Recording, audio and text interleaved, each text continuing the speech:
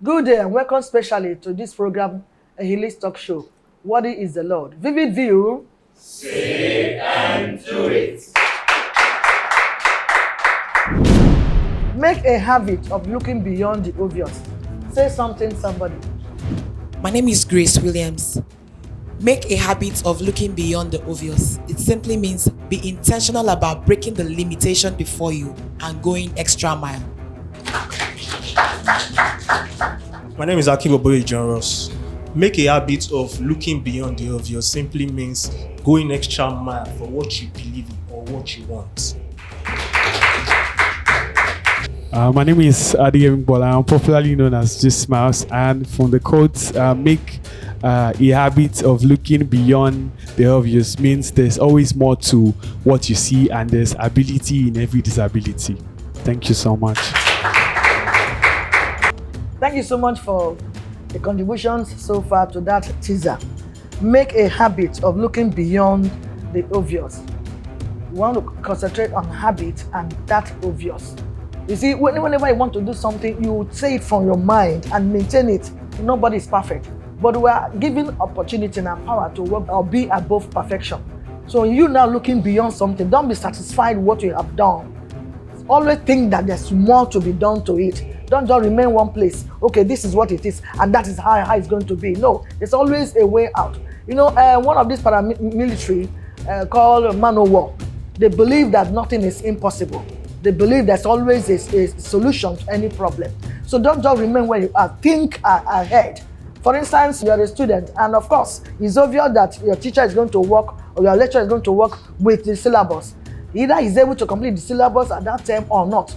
But if I remember that you're not going to stop there, what he has already taught you, because you want a better grade, you go to the library, get books now, more books that will give you things. When you search and read more, you get more, score more in that particular subject or that particular course. That's looking beyond the obvious. It's obvious that the teacher is there, the lecturer is there, and the syllabus is there, but he may not be able to complete it, or he's able, but you needed more things. So ask for more knowledge. Go for more knowledge. Don't remain where you are. Don't remain in that state. You are looking beyond, and it's a habit that you do. Even anywhere, whether in government parastatal or even in office, what you know is no, don't remain there. For instance, there's also another example. There's a problem here, and somebody comes to say, what really happened? And they send you to be the one now to investigate. In the course of investigation, don't just ask only one or two persons. Go beyond that so that you can get more information and be able to give a better judgment. I think that's the best way I can put that. So we'll continue with our program for today. Thank you so much.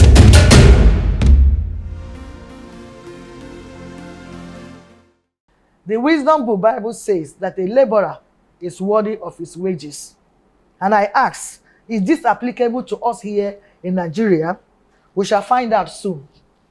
New minimum wage, practicality and implication is the topic for today's discussion. We'll take a break now. When we come back, the guests will be introduced. Please stay with us. Vivid View. Say and do it.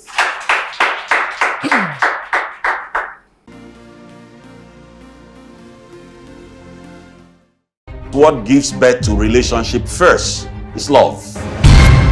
Somebody lost his wife, not his first wife. The next question is, why did his first wife die and the second wife die? We have no emotional balance, no emotional control. Ladies will say, I don't like this man. Why don't you like him? He doesn't beat me. Because my father used to beat my mother. In Nigeria, we have about 2.2 million people living with disabilities. Wonderful. We have the adults who are going through so much stress today, and they can't even have their head up in the society. You that is bad, you are hitting your wife all the time. Stop beating. Don't turn your wife to punching bag. Join us every Sunday on Vivid View with Elise. You see me, they wear native. It is a planner. It's in a fashion. Anywhere they do their enter chop rice. I know go give up till you go better for me.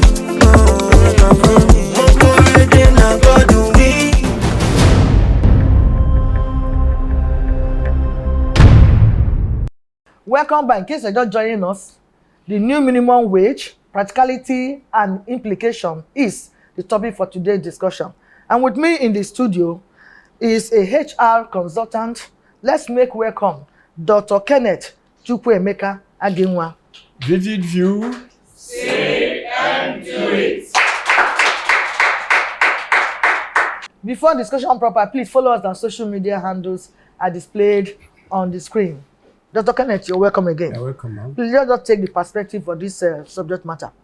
Yeah, the subject matter is an interesting subject, and we are believing that, like you said earlier, that a laborer is worthy of his wages, and therefore that entails or that informs about the issues that we have to deal with minimum wage as regards to that. And then it's a minimum wage as a context is that it's trying to define or it's trying to explain about the least or the minimal amount of money or reward that is accruable to an employee. That is to say, the remuneration an employee needs to have from where he's working or from the services or goods that he's rendering. Right. So that is what probably is minimum wage, the least at which you can offer payments to that individual employee. Then, but we look at this from minimum wage as in Nigerian context has been, over the years has had several, look in terms of evolutions. So in for instance, 1991, the Nigerian government per se had a minimum wage at 250 naira as their minimum wage. Then in 2000, they started to say, okay, I think that is overdone. Then they begin to take another one they call 5,500 naira per individual minimal wage. As at that time, it was minimal, but it was useful for at that particular time. Money actually had value. It makes sense. It was able to take care of what it takes, and therefore things were under normal control. That is when Nigeria was good. When Nigeria was doing well. Not 250,000, 250 naira. 1991. So when we come to it emanates again in 2020, then they begin to take 5,500. You see the trend at which it is going. That is the minimal wage. So then when it gets to 2011, the thing became 18,900. So it's on a progressive note. Then 2019, it went to 30,000 per individual staff or worker or employee. Then as 2023, then it was meant or suggested or proposed. The federal government proposed 65,000 naira as their minimum wage, which actually has been, dragging effect up to this moment. So we are looking at it was pegged at May 1st to take off from there. But unfortunately, there are issues between the government and the organized labor. So they have not actually pinned down exactly what that would be. But let's take that as it may. From the perspective, what is actually this minimum wage? Minimum wage is looking at as I said before, the least of money you have paid to the least staff. Now, that informs me that minimum wage can in turns be said to be like the worth value that an employer has for his least employee. That's the value. Because if you work for me, for instance, and I pay you 100,000, that means I look at what services you give unto me and I say what your value between you and the work you do for me is 100,000. So it's like as if a value defined to an individual. So that is the perspective at which we are looking at. All right, thank you so much for taking us to that memory lane from 250 naira to where we are. And even as I time they declared 30,000 naira, there are still issues. We are meant to know that some states have not even complied with it. Yeah. They don't even pay. And now they are negotiating for 65,000. But the labor people, as you mentioned, want more than that. I think I read it, 215. They are now proposing or something like that. They want more than this 65. And of course, I said to myself, let them apply the 65 first before I start talking of higher amount and all that. So now, how realistic is the implementation of the new minimum wage? Actually, where there is the willpower, if the government has the willpower I mean, it's achievable, it's realizable. But are we talking that we want to talk? Is it a lip service? That is the issue. That's where the thing is. Is it going to be a lip service, or are we really going to do that? Yes. But as it is now, we want to take it serious. We want to believe that the federal government meant what they are saying, because they have already said that it is 65. They are trying to agitate between 65, 70, and 75. Yeah. But then the labor is talking about 615 naira as the minimum. Though they have their reasons and all of that. But then what we are looking at as being realizable, to me, it is possible. Now. It is possible that it could be if there is a political will. If the government says they can do it and they mean to do it. Because I think the resources that they should be able to use to do it is also available. But it depends on their own strength and political reasoning. So invariably, if the government really want to implement, it is very, very easy. But I'm looking at that from that angle that even the 30,000 they approved before now, not all states are still paying that. Some states have their reasons why they cannot, and some are still paying. So it looks as if this kind of agreement or order issued by the government, not all will still comply.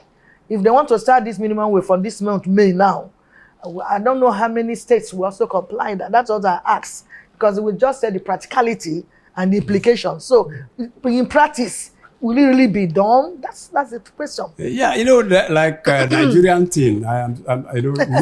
We've been used to Nigerian thing. Yeah. If we are happy to say, okay, in Nigeria, the way it runs, but several governments has come and gone, several has come to replace and all of that, and until we are here now that we are.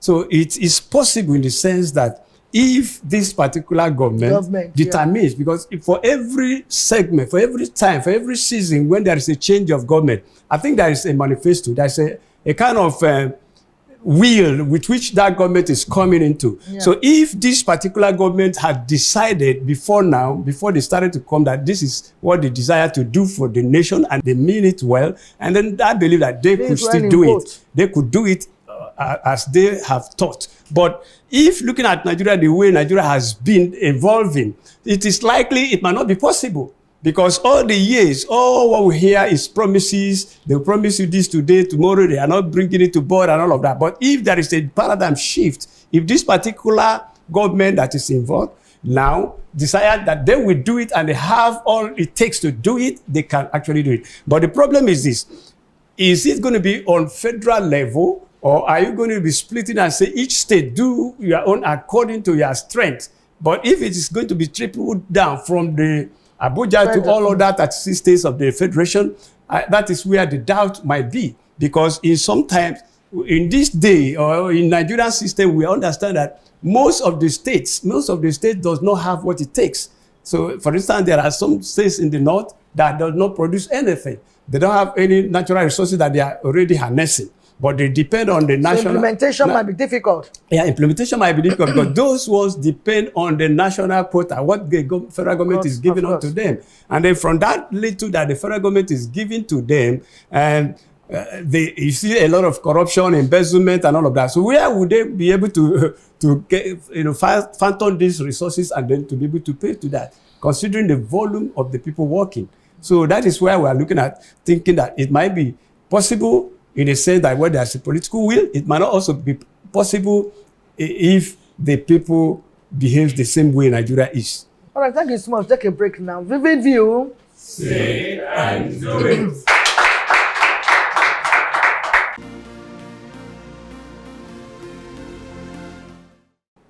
Welcome back. We are still discussing new minimum wage, practicality and implications. Dr. Ginwan, thank you so much for your contribution so far. And I want to take me to another question. What are the bone of contentions now of the new minimum wage? Yeah, actually, we're going... discussion with the labor, organized labor and the government and all that. Yeah, the bone of contention, going by what we see today, all the dialogue the government has been engaging with the labor and all of that, organized labor. So there is a whole lot of gap. Disparity is so large. The government, for instance, is advocating for 65,000 per month. And then the labor is asking for 615. I think on my own side, I would think that 615 is not, it may not be attainable because we are considering the enormity of what Nigeria is suffering today. You know, what are the resources that we have already and how do those resources managed? How do they harness it? So if you want to quantify the income that we have based on the GDPs and then the number of people working, you know, in all of these federal government parastatals, the state parastatals and all of that. So you now discover that we may not have enough if they will go by what the labor is suggesting. So they may not have enough to do that. One thing is for you to promise something. Another thing is for you to be able to do it. Exactly. What if the federal government says, okay, let's go on by believing what the labor say because they want to pacify the labor and bringing them to board to begin to work. And then they agree and say 615 is attainable. And at the end of the month, probably they pay 1 month. And then the next other 1 to 3 months. They're comparing to dollar. What dollar is? Probably 615 is just small compared to dollar, you know. And that's what I feel. And some of them also have the feeling in this organized labor too that resources are not being properly managed by our government. Most of our resources are now found and in the pocket of few individuals. And so they are saying if we can deal with corruption and remove all and let the resources be spread and be distributed evenly to other places, we'll be able to do that. And to some extent, I agree with them. If us that resource, because if we hear kind of money in pocket of individuals, for example, the last governor of Central Bank and all, I mean, it's enough if we have it to do what we're going to do. Over 3 trillion in one person's pocket, and here you cannot pay small amount. So I think that is the aspect they are coming from, that we have the resources, and these resources being left in the hands of few individuals. If they really want to really work, let them deal with those individuals, get our money that people have looted, and use it, and people will earn a salary properly. But I think that's the argument they're coming from. Yeah, the argument is right to an extent. But what you should consider is this: the number of those few individuals is so minimal in comparison to the volume of the workers that we have. Of course. So if you could say that, okay, let's harness all the resources that these individuals are having, remember periodically, then how would computing with the number of workers that you are going to be paying per month.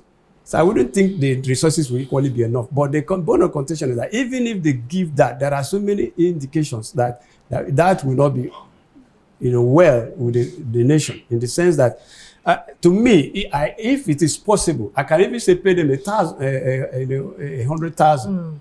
I can even say pay them 1 million, for instance. But it is not to say, it's to implement. To implement. And then if you implement, is to be able to say, this is where the money is coming from. You understand? Because if this is done, if this is allowed to be done, so that means that you are looking at a lot of problems that will be facing the nations, right? When there is a lot of resources, as the labor is saying, when you pay individual, a lot of resources, that is to say, there will be inflation. Some people will lose their job because there will be retrenchment and all of that. The bone of contention, the disparity between the government and the labor. Government has already decided that this is what they wanted to pay. Maybe, let's say 65,000 by the least person in a month. And the labor is talking about paying 615. So that is the problem that is facing the two parties right now. How can they now come to a common ground? To come to a compromise is that the labor will have to shift their sword. The federal government also have to shift their own sword. Perhaps they should increase from that 65 a little, and the labor should also come down. Yeah, but they should be able to reason for the reason. They should be able to reason to the individuals, both parties reasoning for why this labor, for instance, needed more. And then the federal government should also reason why labor is requiring that. And then labor should also reason why the federal government is saying, no, this is the least we can pay. So when they reason holistically, check about the economic, the viability, the possibility, and all what it takes. If it is possible that this could fly, then they should come to a particular compromise and then settle the matter. That is where we are now, because they really have to come to a compromise, come to a common ground to say, okay, we propose 65,000 like federal government, and you are proposing 615, based on these issues, based on this, we will not be able to pay that, but we can step further, maybe 75, for example, and then let's begin from here. This could last for 2 years. If that assurance is given, then we increase again. Before you know it, we'll come to what you are agitating for. That's really coming to a common ground. And at the same time, they will mean it. They will mean it that at least one, it's not just any state. If you governor, if you have, pay. If you don't have, don't pay. No, they mean it by knowing the states, their capability. You understand that if you mention some states in the north may not be able to afford, then central banks will be able to give some money there to enable them do this, and you just go around and let them be that everybody is feeling it. And people will feel happy.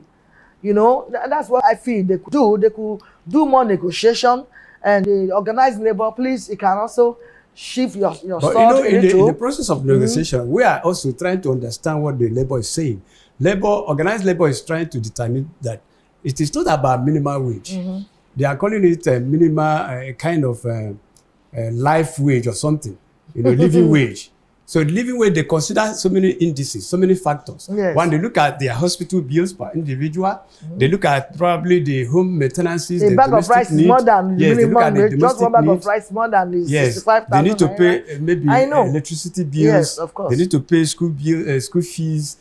Some of them going to work, they also have to pay for transportation and all of that. So they are in quote looking at it from the point of view of living wage, not just money. Minimum wage. Not the money. It is like, if you give me this amount of money, what can it afford for me? What labor is saying that it's like giving a child biscuit and then you are collecting bread from him. You can imagine the difference. So when you give a child a biscuit and then you ask him to give you a loaf of bread, so it's impossible. There was no need for you giving at all. So the exchange does not make sense. So that is what the labor is saying. If you give us 65,000 and you have not created a template wherein this 65,000 will be useful to us, for instance. Now, when we collect 65,000 from you, so expensive. When we collect 65,000 from you, we are going to buy fuel at a higher cost to go to work. We are going to buy gas at a higher cost. We are going to buy kerosene at a higher cost. We're going to pay school fees in a higher rate. Even tax. So when all of these are put together, we now find out that your 65,000 does not make sense to us. So you can't give us biscuit and take bread from us. I think that is from where they are talking. Also looking into the corruption system in the nation. Like you said earlier, when the very few, the resources in the community, in the nation is in the hands of very few. So the people in the National Assembly, the governors, everything. So they now look at this. If you can consume this volume outside, then give us this much. Because what we are facing for now is higher than what you are presenting to us. You understand? So in order for government to reason, that means government will also give these people an assurance that if they will come down to government level, that is not organized labor, will come down to government level to agree to what government is trying to offer us. That means government wants to put other things in place. Things like infrastructure, make them in order. Every of these facilities that I have mentioned should run well. There should be a kind of incentive to motivate these workers, right? So that if their bills are lesser, now we face multiple taxation in Nigeria. Everything you buy, you pay double.